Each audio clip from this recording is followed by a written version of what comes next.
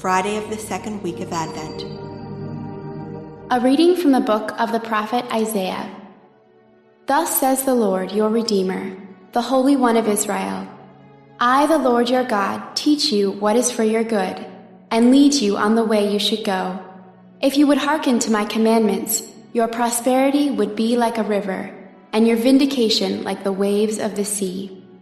Your descendants would be like the sand, and those born of your stock like its grains, their name never cut off or blotted out from my presence. The word of the Lord. The responsorial psalm. The response is, those who follow you, Lord, will have the light of life. Blessed the man who follows not the counsel of the wicked, nor walks in the way of sinners, nor sits in the company of the insolent, but delights in the law of the Lord and meditates on his law day and night. Those who follow you, Lord, will have the light of life. He is like a tree planted near running water that yields its fruit in due season and whose leaves never fade. Whatever he does prospers. Those who follow you, Lord, will have the light of life. Not so the wicked, not so. They are like chaff which the wind drives away.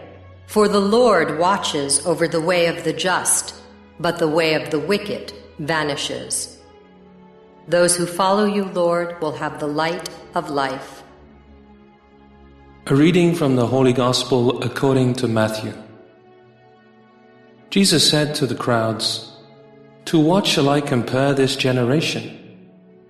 It is like children who sit in marketplaces and call to one another. We played the flute for you, but you did not dance. We sang a dirge, but you did not mourn. For John came neither eating nor drinking, and they said, 'He is possessed by a demon.' The Son of Man came eating and drinking, and they say, 'Look, he is a glutton and a drunkard, a friend of tax collectors and sinners.' But wisdom is vindicated by her works." The Gospel of the Lord. The first reading comes from Isaiah 48, 17 to 19. We hear that the Lord is our Redeemer, the one who buys us back from slavery. Remember, the return from exile in Babylon is seen as a second Exodus. Even as the first Exodus was great, in which the people were freed from slavery in Egypt and brought to the land flowing with milk and honey, now the second Exodus will be even greater. All the people have to do is to hearken to the commandments of the Lord, and their prosperity would be like a river. So, yes, God is going to rescue this people, but the first way he will rescue them is from their iniquity, from their slavery to sin. Because if they don't free themselves from that sin, then anything God does for them will be meaningless. He first of all has to heal the wounds of their heart. The Gospel is from Matthew 11, 16 to 19. Jesus complains because the people are not accepting his message.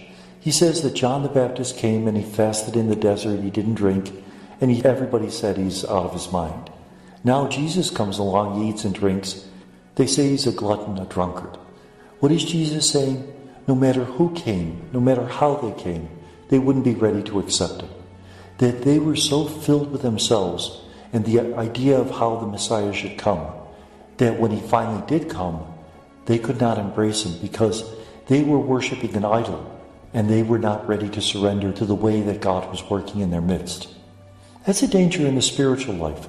We often have clear ideas of who is a holy person, of how the holy people should act, and we're not ready to be surprised when God intervenes in our life in a way that we would not have expected it. We have to be willing to be surprised, willing to encounter God's revelation, no matter how it manifests itself. And may God bless us.